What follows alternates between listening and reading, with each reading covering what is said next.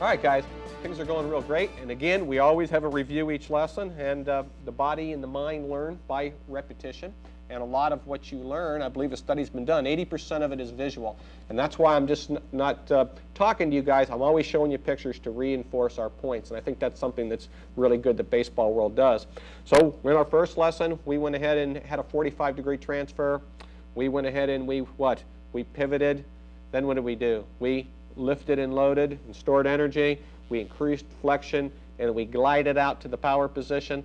So in a logical step-by-step sequence, we showed you this last picture of Mr. Worrell, and we used that as our power position photo. And now I'm going to show you the next picture in the sequence, okay, or the kinetic chain, which just means step-by-step, step-by-step. And you notice something different's happening now, Dwayne, than happened in the photo to my left. What does the photo on my right show any different?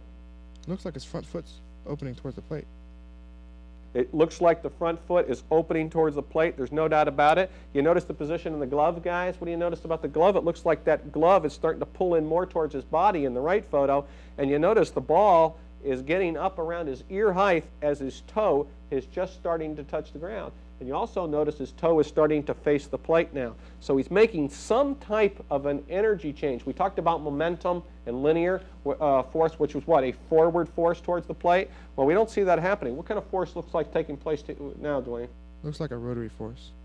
Exactly what's happening. He's starting to do what we call, at baseball world, a dynamic energy change.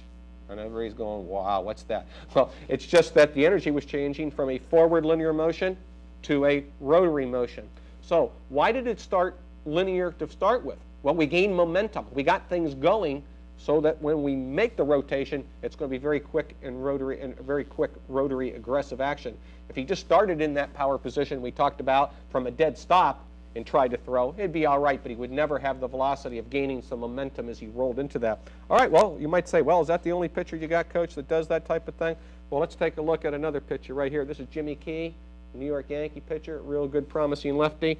And you notice his toes just starting to touch the ground. You also notice that the ball's up around the ear, which we saw in our other photos. You also notice his head and eyes are focusing in on the target, too, and we're starting to see a lot of that, right? Now is the critical area.